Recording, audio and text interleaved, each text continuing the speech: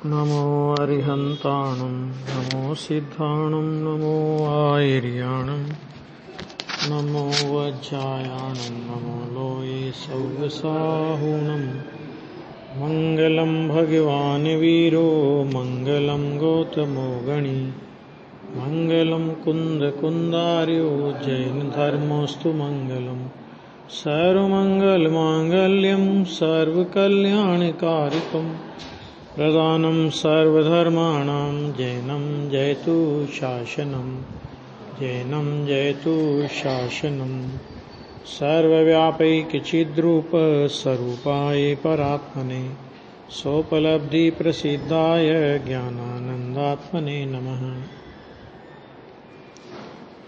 217 number की गाथा चलेगी आज। इसमें जो छेद की बात आई थी, चल रही है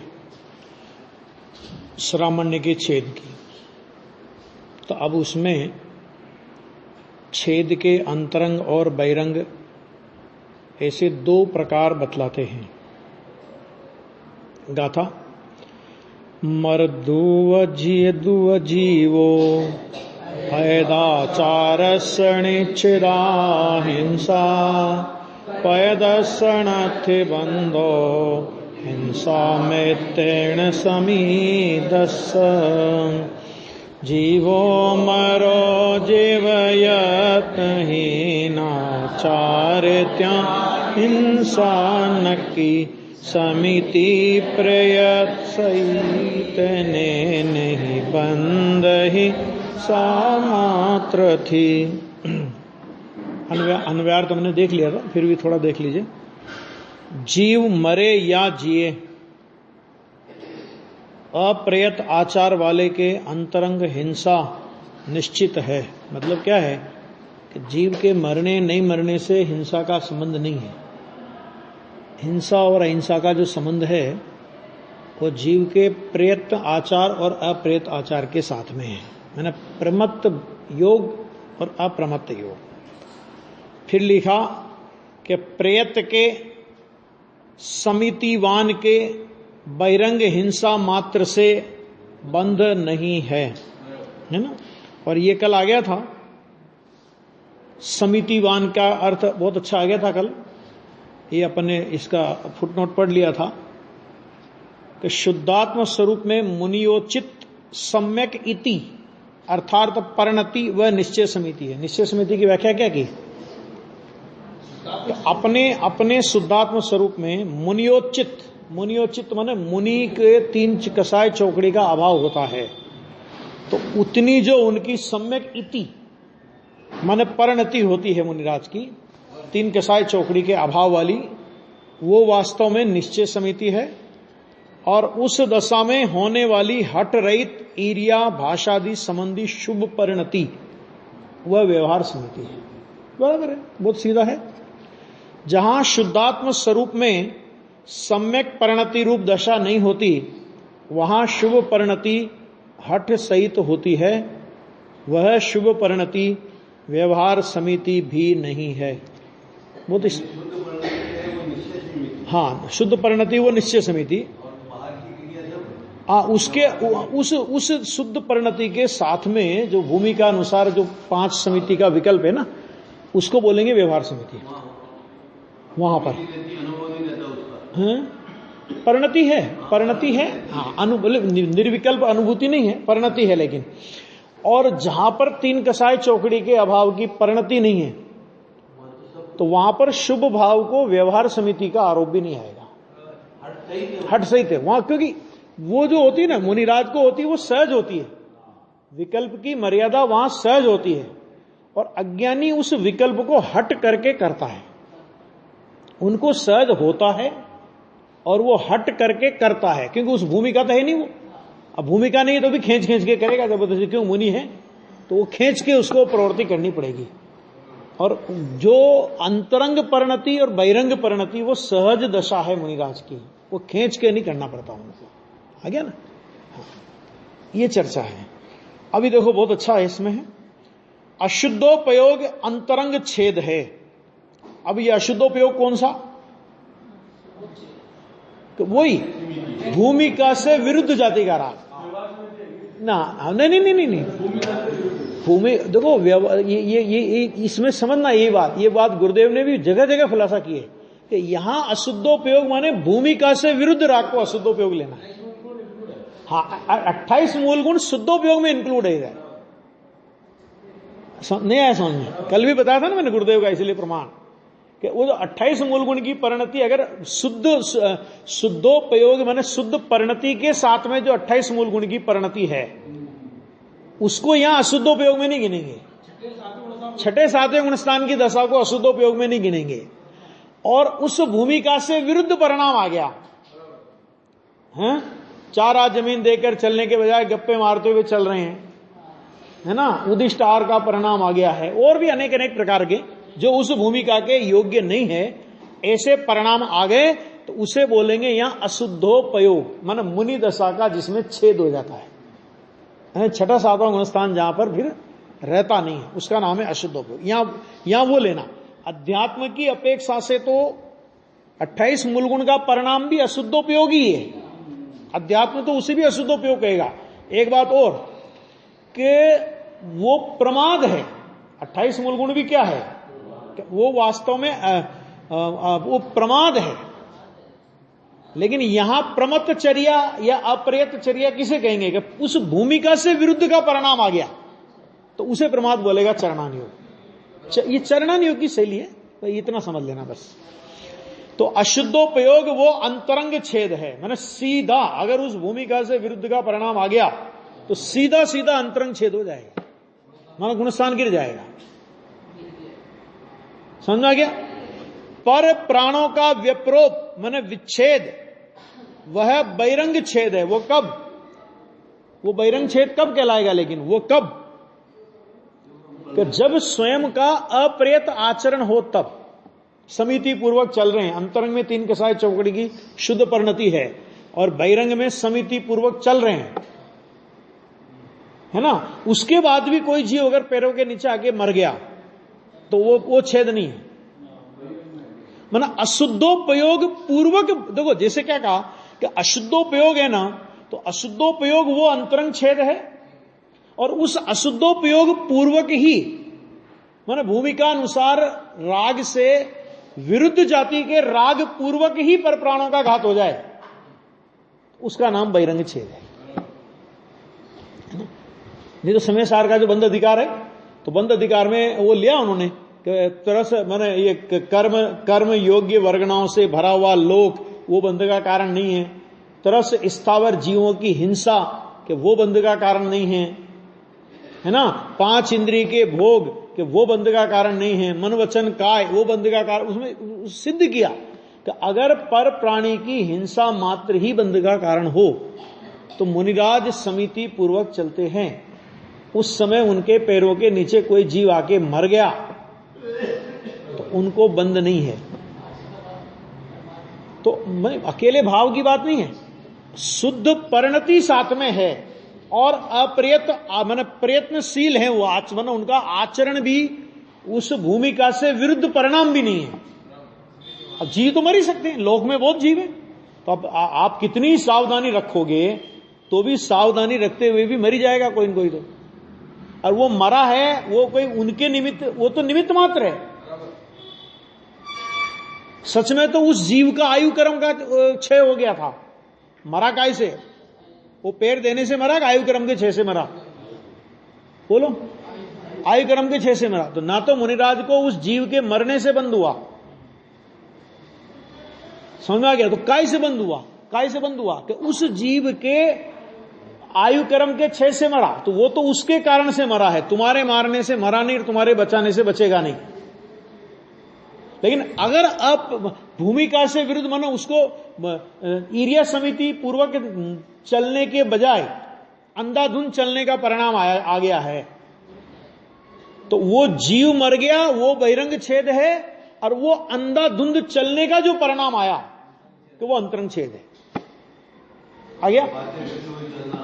हाँ, बातें करते हुए चल रहे हैं, मैंने 4 हाथ जमीन देख करके चलने के अलावा बातें करते हुए चल रहे हैं, किसी से इधर उधर देख करके चल रहे हैं, तो वो प्रेत आचरण नहीं रहा वहां पे। तो अकेला प्रेत आचार नहीं रहा तो केवल बाहर की ही बात नहीं है, वो अंतरंग में भी खत्म हो गया काम। हाँ, वो तो ये हो ही गया, निबट गया वो पूरा काम। क्यों? क्योंकि अगर अंतरंग की शुद्धि यथावत होती तो बहिरंग में इस तरह का परिणाम आ ही नहीं सकता था। ये है इसका मतलब, है ना। अंतर बाहर की संधि होती है ना ज्ञानी के जीवन में, ये है इसका मतलब। तो इनमें से अंतरंग छेद ही विशेष बलवान है। क्यों अंतरंग छेद? क्योंकि कभी कभी ऐसा होता है कि हमें बहिरंग में छेद दिखाई दे और अंतरंग में छेद ना हो। ऐसा हो सकता है, हमें दिखाई दे रहा है कि अरे क्या है, इतना बड़ा जीव मार दिया इनने, लेकिन हो सकता है कि वो प्रमत्त आचरण नहीं हो उनका और अंतरंग की शुद्धि भी हो। तो मुख्य बलवान कौन है? कि बलवान है अंतरंग छेद, और अंतरंग छेद हो गया तो बहिरंग तो छिदा छिदाया ही है, उसमें कोई दम नहीं है ज्यादा, है ना। ये कह रहे हैं कि इनमें से अंतरंग छेद ही विशेष बलवान है, बहिरंग छेद नहीं। क्यों नहीं है बहिरंग छेद बलवान? अंतरंग छेद क्यों बलवान है? क्योंकि अब देखो बहुत अच्छे तर्क दिए हैं। पर प्राणों के व्यपरोप का सद्भाव हो या असद्भाव, माने पर जीवों के प्राण का नाश हो, पर प्राणों के व्यपरोप का सद्भाव, माने पर प्राणों के, पर जीव के प्राणों के घात का सद्भाव हो या पर प्राणों के जीव के घात का असद्भाव हो। यानी मतलब क्या कि पर प्राणी मरे या पर प्राणी ना मरे, ठीक है। तो हो जो अशुद्धोपयोग के बिना नहीं होता, ऐसे अप्रयत आचार से प्रसिद्ध होने वाला, माने जानने में आने वाला अशुद्धोपयोग का सद्भाव जिसके है पाया जाता है, उसके हिंसा के सद्भाव की प्रसिद्धि सुनिश्चित है। कितने गजब की बात कह दी उन्होंने। ये कह दिया कि देखो भैया, पर जीव मरे कि नहीं मरे वो कोई बात नहीं है, लेकिन जो अशुद्धोपयोग के बिना नहीं होता, अशुद्धोपयोग माने वही कि भूमिका के विरुद्ध राग के बिना जो नहीं होता, ऐसा अप्रयत आचार, अप्रयत माने प्रयत्नशील नहीं है अपने आचार के प्रति, अयत्नाचार पूर्वक प्रवृत्ति कर रहे हैं, अनर्गल प्रवृत्ति कर रहे हैं, भूमिका से विरुद्ध जाति की प्रवृत्ति कर रहे हैं, यह है ना अप्रयत आचार। शुद्धोपयोग के बिना अप्रयत आचार, अशुद्धोपयोग के बिना अप्रयत आचार कभी नहीं होता। मतलब शुद्धोपयोग होगा तो अंतरंग में 3 कसाय चौकड़ी के अभाव की परिणति होगी और बहिरंग में 28 मूल गुण के विकल्प होंगे, इसके अलावा कोई प्रवृत्ति नहीं होगी। तो इससे विरुद्ध प्रवृत्ति होगी तो कहां होगी? वो अशुद्धोपयोग गए काम से, है ना। तो कभी नहीं होता। इसलिए जिसके अप्रयत आचार वर्तता है, हम कैसे माप करें कि इसके अप्रयत आचार वर्त रहा है? तो अशुद्धोपयोग है, इसको कैसे करें? जिसको अप्रयत आचार वर्तता है उसके तो गारंटी से अशुद्ध उपयोग अवश्य मेव होता है। देखो 2 बातें समझना। अंतरंग में देखो, बहिरंग में यथार्थ आचरण हो और अंतरंग में शुद्धि हो भी और नहीं भी हो। 2 बातें समझ। क्या कहा? अंतरंग में, बहिरंग में यथार्थ आचरण हो और अंतरंग में शुद्धि हो भी और नहीं भी हो, इस बात की कोई गारंटी नहीं है। लेकिन बहिरंग में यदि गड़बड़ है मामला तो अंतरंग की तो सोचना ही नहीं। क्या बहिरंग में यथार्थ हो तो अंतरंग की गारंटी नहीं दे सकते आप, क्योंकि द्रव्यलिंगी मुनिराज होते हैं तो बहिरंग में तो ऐसा आचरण होता है जैसा भावलिंगी का देखा जाता है। भावलिंगी और द्रव्यलिंगी में बाहर से आप अंतर नहीं कर सको, उसका नाम द्रव्यलिंगी है, ऐसा हो सकता है। लेकिन जहां बाहर में गड़बड़ है तो अंतरंग की तो सोचो ही मत अब। क्यों? क्योंकि अगर उस प्रकार का परिणाम नहीं होता, भूमिका से विरुद्ध जाति का परिणाम नहीं होता, तो बहिरंग में अप्रेत आचरण देखने में नहीं आता। ये देखने में आ रहा है ना। तो ये जो अप्रेत आचरण देखने में आ रहा है, ये उनके अंतरंग में भूमिका के विरुद्ध राग की अर्थात अशुद्धोपयोग की प्रसिद्धि कर रहा है। उदाहरण के लिए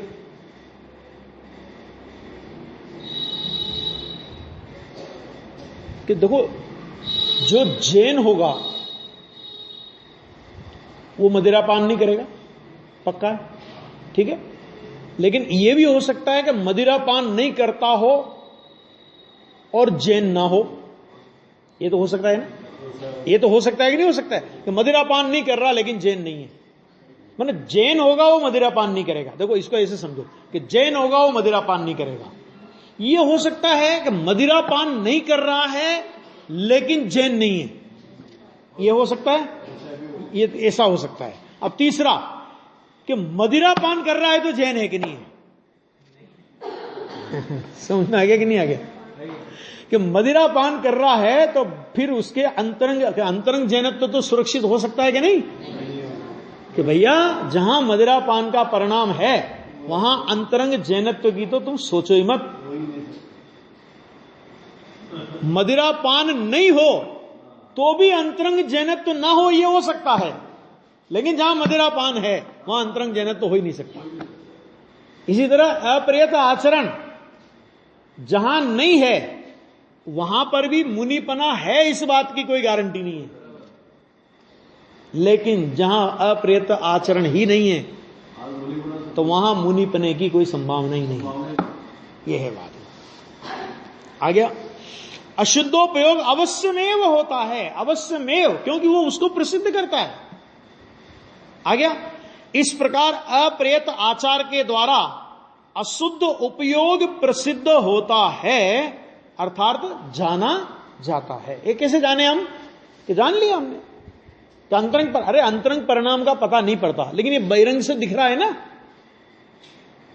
अंतरंग परिणाम का पता नहीं पड़ता, ये तो आप तब कहोगे जब बहिरंग में यथार्थ हो। नहीं ऐसा में बहिरंग में यथार्थ हो तब तो ये प्रश्न खड़ा करो कि अंतरंग परिणाम का अपने को पता नहीं चलता कि ये द्रव्यलिंगी है कि भावलिंगी, हम नहीं कह सकते। वो तब कह सकते हो कि जब बहिरंग में यथार्थ हो। जहां बहिरंग में ही घोटाला हो तो वहां अंतरंग के बारे में सोचने की कोई आवश्यकता ही नहीं है, जांच करने की जरूरत ही नहीं। आ गया? ये कह रहे हैं, वो कह रहे हैं वो अवश्य में होता है, लिखा ना। इस प्रकार अप्रेत आचार के द्वारा अशुद्ध उपयोग प्रसिद्ध होता है, जाना जाता है। आ गया ना? अब इतना अपने को नक्की करना। देखो जैसे अरिहंत भगवान को अपन मानते हैं तो ये जिम्मेदारी किसकी है कि अरिहंत का स्वरूप अपने ख्याल में हो। ये जिम्मेदारी अपनी है ना। जिनवाणी को अपन मानते हैं तो जिनवाणी का स्वरूप क्या हो कि ये जानना अपनी जिम्मेदारी है। गुरु को मानना तो गुरु का स्वरूप क्या हो ये अपनी जिम्मेदारी है ना? बराबर है।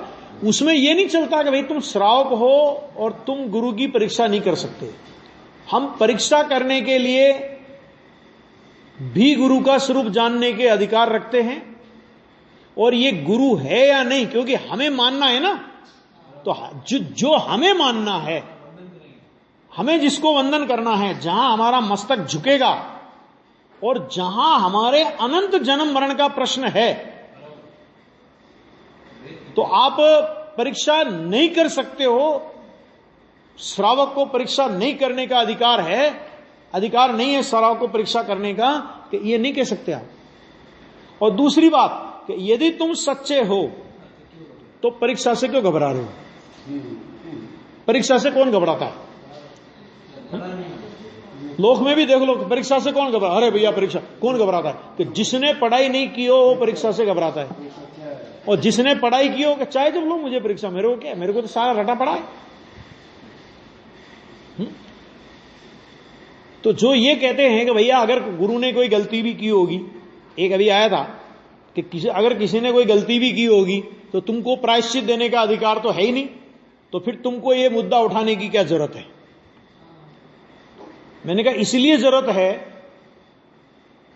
ये मुद्दा उठाने की जरूरत इसलिए है क्योंकि हमें उसे मानना कि नहीं मानना यह नक्की करना है। आइए समझ में, हमें मानना है, हमें नहीं मानना है ना। तो अगर इस तरह की गलती है तो हमारा माथा नहीं झुकेगा वहां, तो कहां माथा झुकाना उसका नक्की तो हम करेंगे। और एक बात, और दूसरी बात, अगर गुरु की परीक्षा करने का अधिकार नहीं होता तो फिर श्रावकाचार्य के ग्रंथों में गुरु की परिभाषा क्यों दी? स्वरूप बताने की जरूरत ही नहीं थी। श्रावकाचार्य के ग्रंथों में देव की परिभाषा, शास्त्र की परिभाषा, गुरु की परिभाषा है ना। इस श्राव, चलो मूला, ये मुनिराजों के स्वरूप बताने वाले ग्रंथों में नहीं, श्रावकाचार्य के ग्रंथों में भी देव गुरु धर्म की परिभाषा आई है। रत्नकर्ण श्रावकाचार्य वगैरह देख लो, क्यों आई? कि अगर तुझे मानना है तो ऐसे देवशास्त्र गुरु को मानना, इससे विरुद्ध को मत मानना, है ना। लज्जा से, गौरव से, भय से, आशा से, स्नेह से कोई बाध्यता नहीं है। ये है यहां पे, इसलिए कहा। तो ये हो गया, बात आ गई समझ में। तो देखो यहां पे कह रहे हैं, उसके बाद क्या कहा उन्होंने कि पर प्राणों के व्यपरोप का सद्भाव हो या असद्भाव, जो अशुद्धोपयोग के बिना नहीं होता है, ऐसे अप्रयत आचार से प्रसिद्ध होने वाला, माने जानने में आने वाला अशुद्धोपयोग का सद्भाव जिसके पाया जाता है।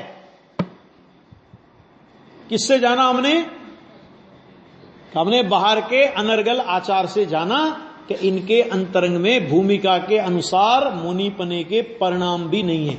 जब भूमिका के अनुसार मुनिपने के परिणाम नहीं है, इसका मतलब तीन कसाय चौकड़ी के अभाव की शुद्धि नहीं है, एक बात। और उसके ऐसा होने पर भी अपने को मुनि मान रहे हैं, मनवा रहे हैं, मानने वाले की अनुमोदना कर रहे हैं, नहीं मानने वालों को गालियां दे रहे हैं। तो इससे यह पता पड़ता है कि इनका गुणस्थान मुनि का तो है ही नहीं, पांचवा गुणस्थान भी नहीं है, चौथा गुणस्थान भी नहीं है, पहला गुणस्थान है, और वो पहला गुणस्थान भी गृहीत मिथ्यात्व का है। नहीं है समझ? क्यों गृहीत मिथ्यात्व का? क्यों गृहीत मिथ्यात्व का? क्यों? क्योंकि गुरु के स्वरूप में गलती है, तो ये नया ग्रहण हो गया। मैंने जो गुरु नहीं है उसको तुम गुरु मान रहे हो, मैंने खुद को, दूसरों की बात नहीं कर रहा हूं, खुद को, कि गुरु पने का कोई गुण नहीं है, उसके बाद भी अपने को गुरु मान रहे हो, तो गुरु तत्व में भूल हुई कि नहीं हुई? हुई ना। गुरु का स्वरूप किसने कहा? शास्त्र ने। तो शास्त्र के स्वरूप में जो गुरु का स्वरूप कहा, उससे उल्टा आप मान रहे हो, माने शास्त्र को नहीं मान रहे। वो शास्त्र किसकी वाणी में आए? तो भगवान की वाणी में आए, तो भगवान की वाणी को तुमने नहीं माना। तो जब तुम भगवान की वाणी को नहीं मानते हो तो हमसे मानने की अपेक्षा क्यों रखते हो कि हम तुमको मानेंगे? आगे बात समझ में? तो वो गृहीत मिथ्यात्व हो गया, मतलब गुणस्थान ही नहीं, गृहीत मिथ्यात्व है। आगे बात समझ में? ये जो 7.5 करोड़ की जो संख्या लिखी है ना निगोद जाने वालों की, तो वो ऐसे ही नहीं चलेगा। खाली अकेले परिग्रह रखने मात्र से निगोद नहीं जाते, परिग्रह रख करके अपने को मुनि माना है, मनवाया है, मानने वाले की अनुमोदना की है, नहीं मानने वाले का तिरस्कार किया है। तो ये जो गृहीत मिथ्यात्व साथ में जुड़ गया, तो ये गृहीत मिथ्यात्व के कारण 7.5 करोड़ जाएंगे पंचम काल में। आगे समझ में बात? हाँ, ऐसा। फिर क्या कहते हैं, ये हो गया ना, अशुद्धोपयोग का सद्भाव जिसके पाया जाता है उसके हिंसा के सद्भाव की प्रसिद्धि सुनिश्चित है। क्यों सुनिश्चित है? क्योंकि अप्रियत आचार का नाम ही हिंसा है। कल कहा था ना, अशुद्धोपयोग हिंसक है, हिंसन। क्यों? क्योंकि उससे शुद्धोपयोग रूप श्रामण्य की हिंसा होती है। अकेले बाहर के जीवों की हिंसा का नाम ही हिंसा थोड़ी है। आए समझ में? हैं? उन्होंने क्या किया? उसने अपने श्रामण्य की हिंसा कर दी है, प्रसिद्ध है। और इस प्रकार जो अशुद्धोपयोग के बिना होता है, मतलब जहां अशुद्धोपयोग नहीं हो तो होता है, ऐसे प्रयत्न आचार से प्रसिद्ध होने वाला, प्रयत्न आचार का देखो खुलासा दिया कि जहां अशुद्ध उपयोग नहीं होता वहां प्रेत आचार पाया जाता है। भूमिका से विरुद्ध जाति का परिणाम नहीं होगा। इसका मतलब क्या होगा कि उस भूमिका के विरुद्ध ही परिणाम पाया जाता है। इसलिए प्रेत आचार के द्वारा अशुद्ध उपयोग का असद्भाव सिद्ध होता है। जाना जाता है कि इनकी भूमिका बराबर है। ऐसे प्रयत्न आचार से प्रसिद्ध होने वाला अशुद्धोपयोग का असद्भाव जिसके पाया जाता है उसके, माने जिसको भूमिका से विरुद्ध राग नहीं पाया जाता उसके, जिसके 28 मूल गुणादि का ही विकल्प पाया जाता है उसके पर प्राणों के व्यपरोप के सद्भाव में भी बंध की अप्रसिद्धि होने से, कि कोई जीव मर गया लेकिन आप तो ईरिया समिति पूर्वक चल रहे थे ना मुनिराज, तो ईरिया समिति पूर्वक चल रहे थे, अंतरंग में परिणाम नहीं था, अनर्गल प्रवृत्ति नहीं थी, उसके बावजूद भी किसी पर जीव के सद्भाव, पर जीव के प्राणों का व्यपरोप माने नाश, उस नाश का सद्भाव माने उस जीव की हिंसा भी हो गई तो भी बंध की अप्रसिद्धि है। उनको बंध नहीं होता मुनिराज को, उन मुनिराज को बंध नहीं होता। वहां जीव नहीं मरे तो भी बंध है और यहां जीव मरने पर भी बंध नहीं है। इसका मतलब क्या हुआ कि बंध जीव के मरने और नहीं मरने से नहीं होता, बंध होता है अपने प्रेत आचार और अप्रेत आचार के आधार पर। हमारे अप्रेत आचार हो, मन नहीं मरे, जीव नहीं मरे, क्या फर्क पड़ता उससे, हिंसा होगी। और प्रयत्न पूर्वक आचार है उसके बाद भी अगर कोई जीव मर जाए हिंसा का पाप नहीं लगेगा। हिंसा के अभाव की प्रसिद्धि सुनिश्चित है। कितना स्पष्ट लिखा है, बराबर है। ऐसा होने पर भी, कैसा होने पर भी कि अप्रयत्न आचार वाले के जीव का नाश नहीं होने पर भी हिंसा है और प्रयत्न आचार वाले के जीव का नाश हो जाने पर भी हिंसा नहीं है। कि ऐसा होने पर भी अर्थात अंतरंग छेद ही विशेष बलवान है, बहिरंग छेद नहीं। ऐसा होने पर भी बहिरंग छेद अंतरंग छेद का आयतन मात्र है। क्या मतलब? बहिरंग छेद अंतरंग छेद का आयतन मात्र है, स्थान मात्र है। कि जहां बहिरंग छेद होगा अंतरंग छेद भी हो जाएगा, हैं? हाँ, आयतन मात्र है, इसलिए उसे मैंने बहिरंग छेद को स्वीकार तो करना ही चाहिए, अर्थात उसे मानना ही चाहिए, है ना। वो बात अलग है। क्या देखो, अंतरंग शुद्धि हो और प्रयत्न आचार भी हो और फिर भी जीव मर जाए तो बहिरंग छेद आपको दिखा लेकिन अंतरंग छेद नहीं है। लेकिन फिर भी ये तो नक्की है ना कि जिसको बहिरंग छेद है वहां अंतरंग छेद तो होगा ही होगा। इसलिए उसको कहा तो बहिरंग छेद अंतरंग छेद का आयतन मात्र है, इसलिए उसको भी स्वीकार करना चाहिए, अर्थात बहिरंग छेद को भी मानना चाहिए। आ गया? बहुत अच्छा है ये। भावार्थ, शुद्धोपयोग का हनन होना वह अंतरंग हिंसा, अंतरंग छेद है। बहुत अच्छा भावार्थ में लिया। देखो, शुद्धोपयोग का हनन होना, घात होना, माने 3 कसाय चौकड़ी और विकल्प की मर्यादा 28 मूल गुण आदि की, कि इस मर्यादा से बाहर गए तो वो अंतरंग छेद हो गया। और अंतरंग छेद होने से वो क्या है? अंतरंग हिंसा। अंतरंग हिंसा में किसकी हिंसा हुई? इसमें श्रामण्य की हिंसा हुई, मुनिपने की हिंसा हुई। समझ में आ गया? तो वो अंतरंग छेद है।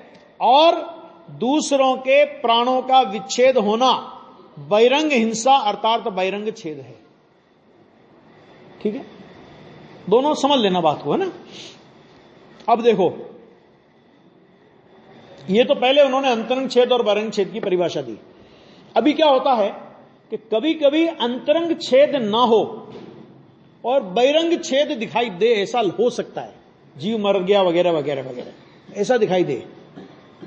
और कभी कभी ऐसा होता है कि बहिरंग छेद ना हो और अंतरंग छेद हो, ऐसा भी हो सकता है। दोनों बातें क्या कहा? अंतरंग छेद ना हो और बहिरंग छेद दिखाई दे, कोई जीव मर गया ऐसा हो गया दिखाई दे, तो वो बहिरंग छेद दिखाई दे लेकिन वास्तव में बहिरंग छेद है नहीं, एक बात। और इधर कभी बहिरंग छेद दिखाई ना दे और अंतरंग छेद है, तो बहिरंग छेद दिखाई ना देने पर भी वो बहिरंग छेद है, क्योंकि जहां अंतरंग छेद गया वहां बहिरंग भी गया। एक बात। दो बात।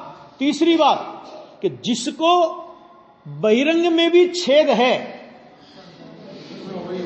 ना, तो उसको अंतरंग में छेद होगा ही।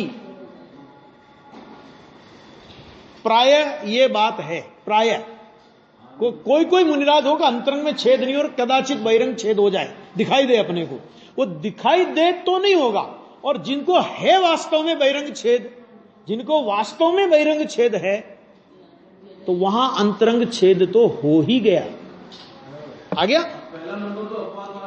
पहले महात्मा, मतलब अंतरंग छेद हुए बिना तो बहिरंग में छेद होगा ही नहीं। कदाचित तो उन भावलिंगी मुनिराज को कदाचित कोई जीव मर गया, ऐसा कुछ हो गया, तो वो तो दिखता है कहां बहिरंग छेद? वो उसको बहिरंग छेद कहते कौन है? उसको बहिरंग छेद थोड़ी कहेंगे। वो तो दिखता है अपने को कि ये जीव मर गया, इनके पैर से जीव मर गया, लेकिन उनका तो यत्नाचार प्रवर्तन था।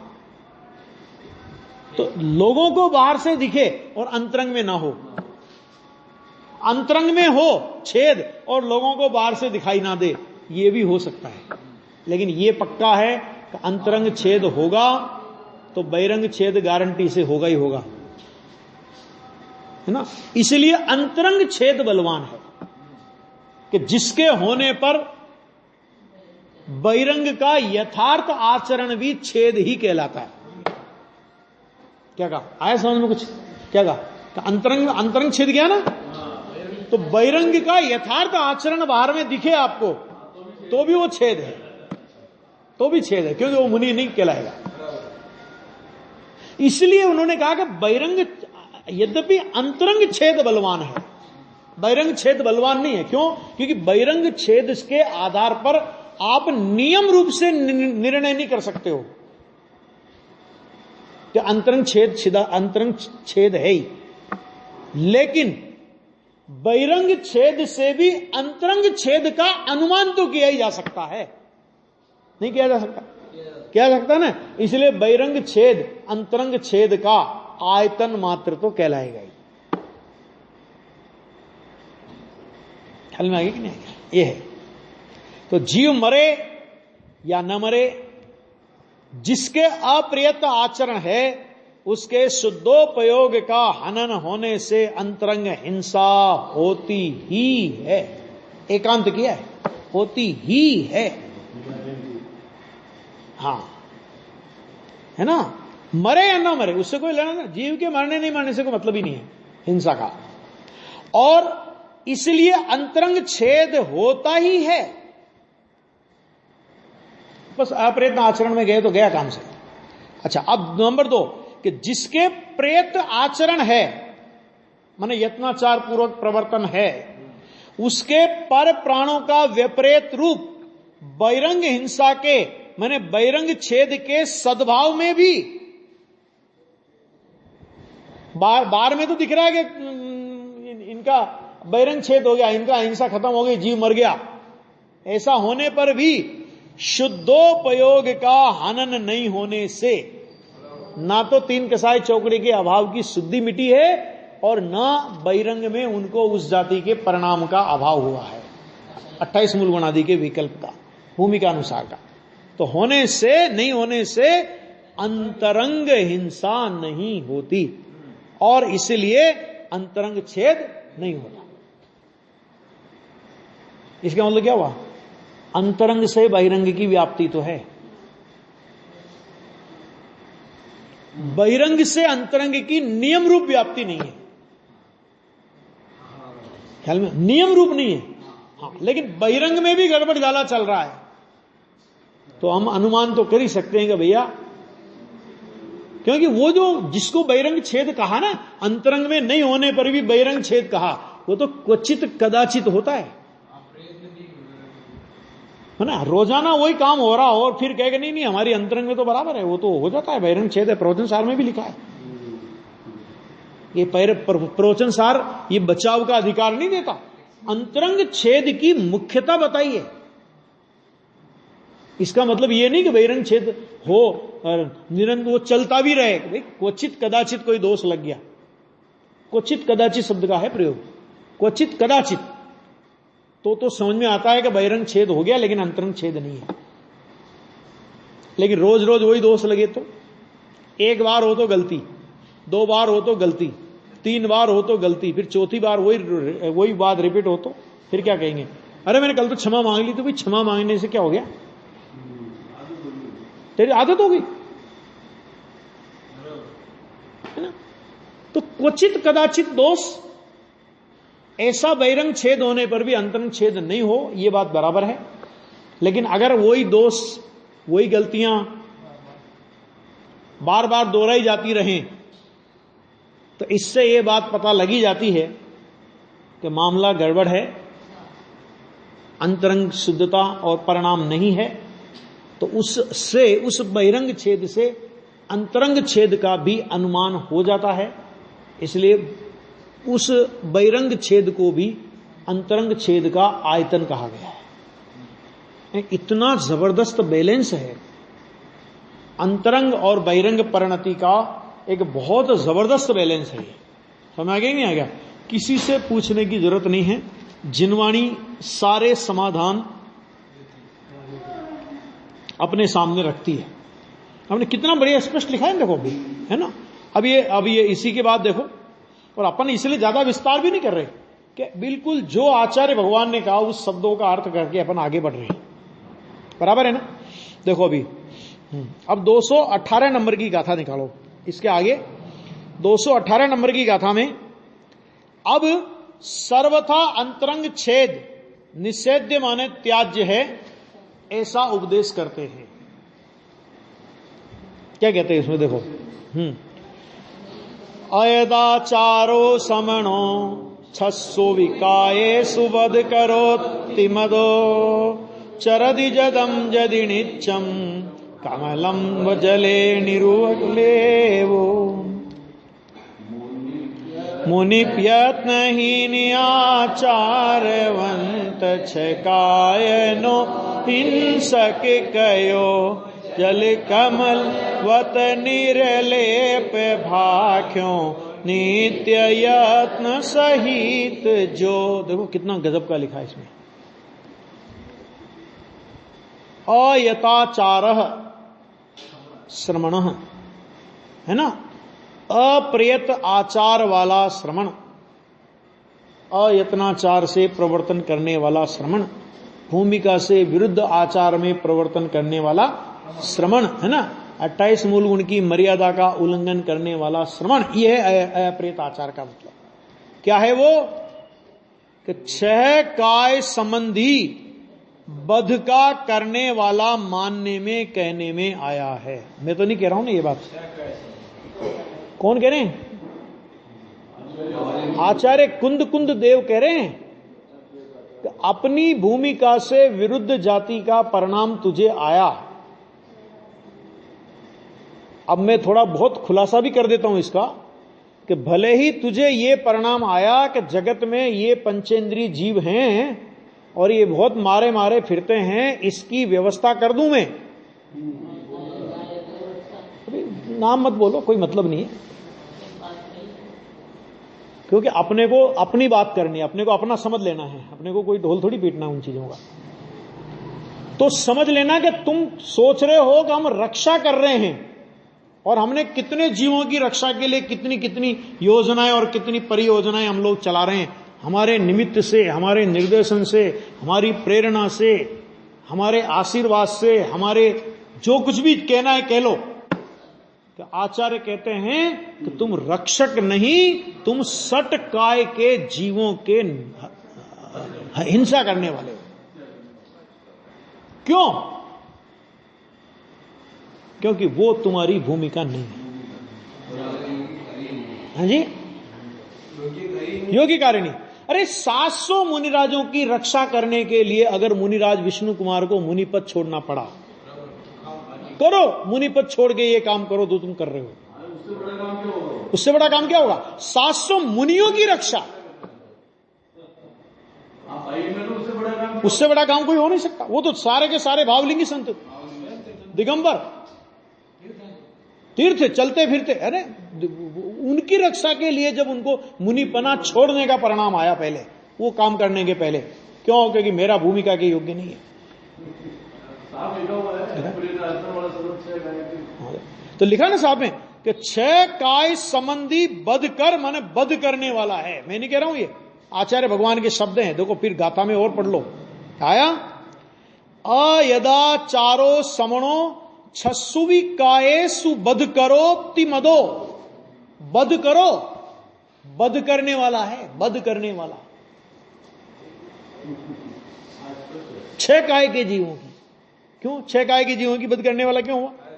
कि देखो भाई, जब तुमको ये पता है कि ये हमारी भूमिका का कार्य नहीं है, और उसके बाद भी अगर इस तरह का विकल्प आ रहा है, इसका मतलब क्या है कि अभिप्राय में ये मान्यता है कि मैं पर जीव को बचा सकता हूं। ध्यान से सुनना, अभी बहुत मार्मिक बिंदु है इसमें, कि मैं पर जीव को बचा सकता हूं। अगर अभिप्राय इतना तीव्र अभिप्राय नहीं होता तो अपनी भूमिका का नाश करके इस तरह का परिणाम नहीं आता। आया समझ में? आ रहा है? कुछ आ रहा है? अब जिनवाणी ये कहती है कि मैं पर जीव को बचा सकता हूं, इस अभिप्राय में, इस अभिप्राय में आपने उस जीव के स्वतंत्र अस्तित्व की हत्या कर दी।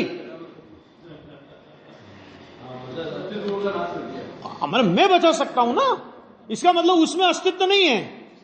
मैं उसे अस्तित्व दूंगा, मैं उसे जीवन दान दूंगा, तो मैं उसका जीवन दान देने वाला हूं। इसका मतलब क्या हुआ? आपने उस जीव का स्वतंत्र अस्तित्व जगत में था, उस जगत के, उस जीव के जगत के स्वतंत्र अस्तित्व को अपने अभिप्राय में मिटाया, है ना? तो जगत में जितने भी जीव हैं उन सभी की रक्षा करने का अभिप्राय आपके अंदर में पड़ा हुआ है। और इसीलिए प्रवचन सार में 83 या 85 गाथा आई थी ना, उसमें दर्शन मोह के चिन्हों में त्रियंच और मनुष्यों के प्रति करुणा भाव, करुणा बुद्धि, उसको दर्शन मोह के चिन्ह में लिया।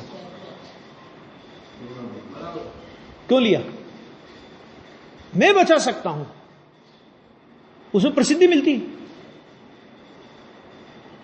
ख्याल में आएगी नहीं है? क्यों? तुम्हारा काम है ये है। अब दुनिया क्या कहेगी? अब किसको समझाने जाओ? सारे कुएं में तो भांग पड़ी है। तो ये अप्रियत आचार है। क्यों अप्रियत आचार है? कि कितने उदाहरण पुराणों के उठा के पढ़ोगे कि संघ में कितने मुनिराजों पर उपसर्ग हुआ, किसी संघ के मुनिराज ने उस उपसर्ग को निवारण करने का परिणाम नहीं किया। उठा के देख लो प्रथमान योग। श्रावकों ने कुछ भी किया और श्रावक को करना ही चाहिए, क्योंकि श्रावक वो काम ना करे, अपने प्राणों की बाजी लगा करके मुनिराज के उपसर्ग का निवारण करने का प्रयत्न ना करे, वो श्रावक नहीं है। है ना कि खारी 3 दिन तक उनका बेटा मुनि बना, 3 दिन तक उपसर्ग होता रहा, वो अपने, क्यों? क्योंकि भाई तुम केवल ज्ञान के लिए निकले हो। बाबूजी एक उदाहरण देते थे, बहुत अच्छा उदाहरण देते थे, कि एक जगह कलेक्टर का इंटरव्यू चल रहा था। कलेक्टर का इंटरव्यू, कलेक्टर के लिए लोगों को बुलाना था, तो कलेक्टर के पात्र वाले जितने भी लोग थे उनका इंटरव्यू चल रहा था। अब समझ लो 2-3 लोग इंटरव्यू लेने के लिए बैठे थे। तो जो इंटरव्यू लेने वाला था ना, उसने यूं करके पेन ऐसे करके गिरा दिया। तो वो जो इंटरव्यू देने वाला लड़का आया था, फटाक से उठा के, अरे सर लीजिए लीजिए लीजिए, कि ठीक है भाई जाओ। कि क्या साहब इंटरव्यू हो गया ना? इंटरव्यू हो गया आपका? क्यों? अच्छा। अब दूसरा आया, फिर उसने वही हरकत की, तो उसने घंटी बजाई, घंटी बजा के चपड़ासी को बुलाया। चपड़ासी साहब को पेन उठा के दो। तो इंटरव्यू लेने वाले ने कहा, इंटरव्यू ले रहा है अभी वो, उसने कहा कि तुम्हें शर्म नहीं आई? इतना छोटा सा काम, एक पेन उठा करके मुझे देने के लिए तुमने घंटी बजाई, बाहर से चपड़ासी को बुलाया और वो चपड़ासी मुझे पेन उठा के देगा, तुम्हारे हाथ में मेहंदी लगी थी क्या? तो उसने कहा भाई साहब मैं चपड़ासी का इंटरव्यू देने के लिए नहीं आया हूं, मैं कलेक्टर का इंटरव्यू देने के लिए आया हूं। पेन उठा करके देना मेरा काम नहीं है, वो चपड़ासी का काम है। क्योंकि बेटा तेरा सिलेक्शन हो गया। क्या? क्यों सिलेक्शन क्यों हो गया? कि तू कलेक्टर है। कलेक्टर ये काम नहीं करता कि अपना पेन भी खुद उठावे। अगर खुद का पेन भी गिर गया है तो चपड़ासी को बुलाएगा वो और कहेगा पेन उठा के दे। अब चपड़ासी ये कहे वहां आके कि बहुत ज्यादा अभिमान आ गया आपको, कि कैसे आ गया अभिमान? मान लो साथ ही पढ़े हो, वो कलेक्टर है वो भी साथ में पढ़ा हो और अभी वो चपड़ासी दोनों एक ही क्लास में रहे हो कभी, तो क्या अच्छा भैया बहुत अभिमान आ गया तेरे को, एक पेन उठा के नहीं ले सकते थे, इतनी दूर से हाँपता हाँपता आया हूं मैं। अगर पेन उठा के मैं लूंगा तो क्या कलेक्टरी तू करेगा? सवाल पेन उठाने का नहीं है, सवाल यह है कि ये उस पद का कार्य है कि नहीं है। क्या वो कलेक्टर अपने घर में, क्या वो कलेक्टर अपने घर में अपना पेन गिर जाए तो उठाता नहीं होगा? अरे घर में कोई नहीं होवे ना तो अपने घर की झाड़ू भी लगाता होगा, अपने बर्तन भी साफ करता होगा चाय पानी के, अगर कोई घर में कोई किसी दिन नहीं हो तो, है ना, वो सब करता होगा। लेकिन कलेक्ट्री की ऑफिस में कोई उससे कहेगा जी जरा वो देना गिलास उठा के। भाई साहब पद की बात है, ये पद कौन सा है? ये पद गौरवमयी पद है, मुनिराज का पद है। तुम केवल ज्ञान लेने के लिए चले हो। केवल ज्ञान माने, केवल ज्ञान माने ये कि सारा विश्व ज्ञान में झलकेगा।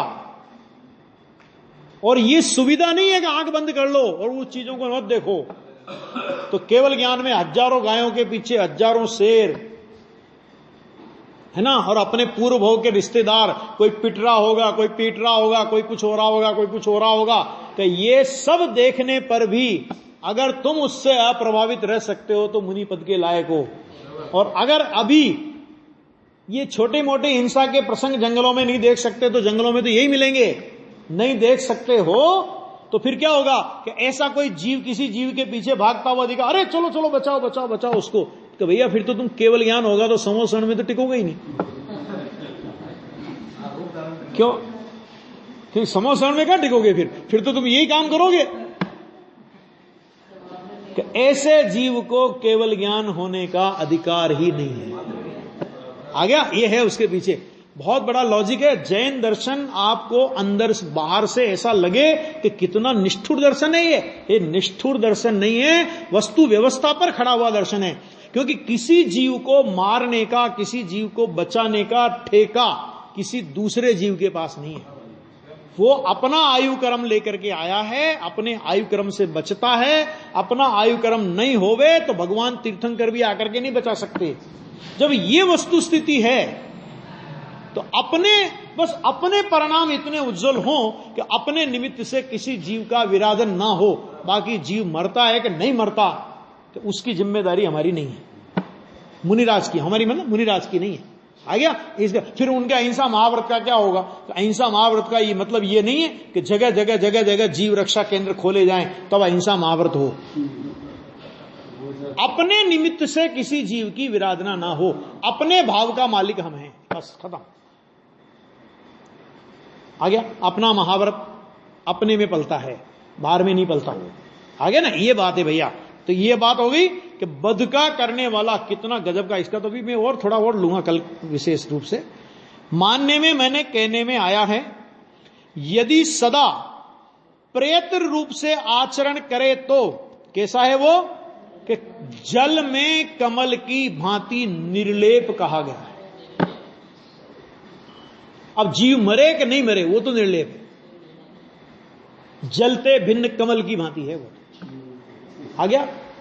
आ गया? और ये कैसा है दूसरा कि कीचड़ में पड़े हुए लोहे की तरह है जिस पे जंग लगेगा। ये है मतलब। आगे बात समझ में, शेष चर्चा और अपन कल करेंगे।